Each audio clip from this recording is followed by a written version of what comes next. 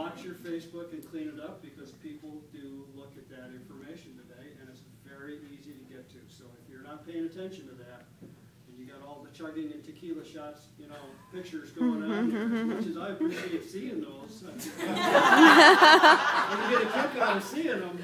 The truth is, they don't really impress an employer. Employers will look at those sources nowadays, so it's something for you to consider. The next question is, what are the top 3 things a young professional can do to better position themselves for a promotion?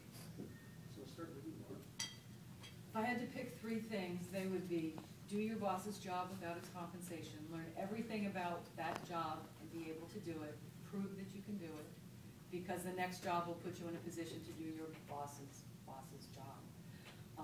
Next, I would say think like an owner.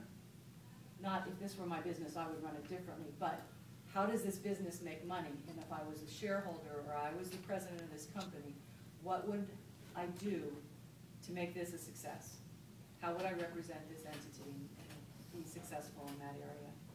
And I guess the last thing would be consider your employment or your relationship with your employer a value for value transaction, something where your employer is not just giving you a job and a paycheck and you put in hours, but if you have an employer that will educate you, doing the seminars that were just talked about, or give you the latitude to learn and make mistakes but grow from them, your responsibility on the other side of that is to learn, not just to run away with that rope, and to give back from that standpoint. And once you have that relationship of give and take, you can take on more, and you're recognized immediately as someone who can move forward, I think. And I think your progression and your evolution, it's not like, you know, now, boom, you move into a different role or a higher role.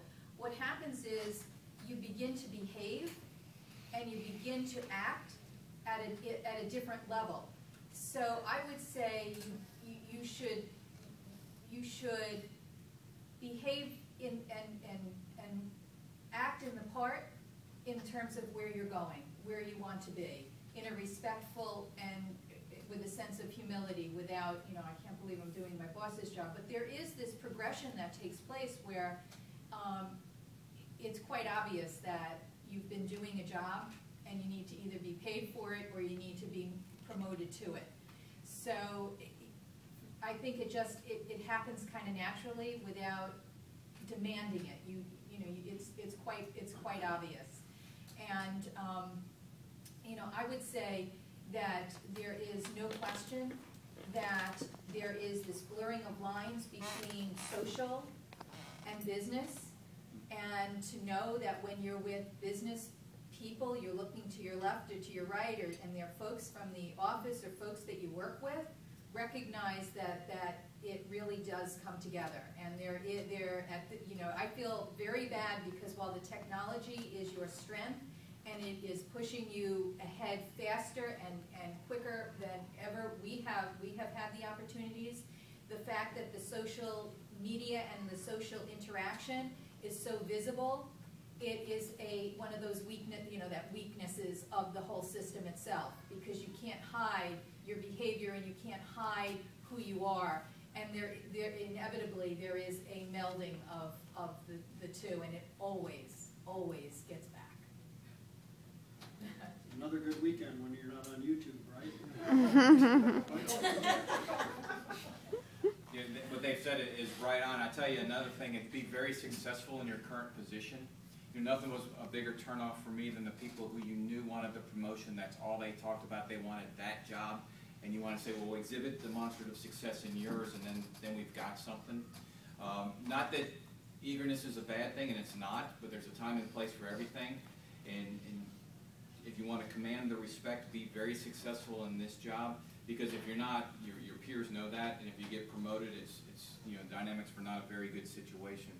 I'll also say, as you're deciding where you want to go, understand the conflict between roles and responsibilities. What role you want in your life, be it social or professional, and then the corresponding responsibilities.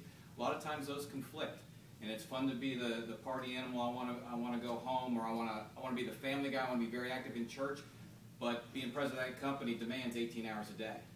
there's a conflict, and a lot of people struggle with that. So think through that as you're going through your career progression, and really what your roles and responsibilities and how that balance is. Yeah, I think all those are right on.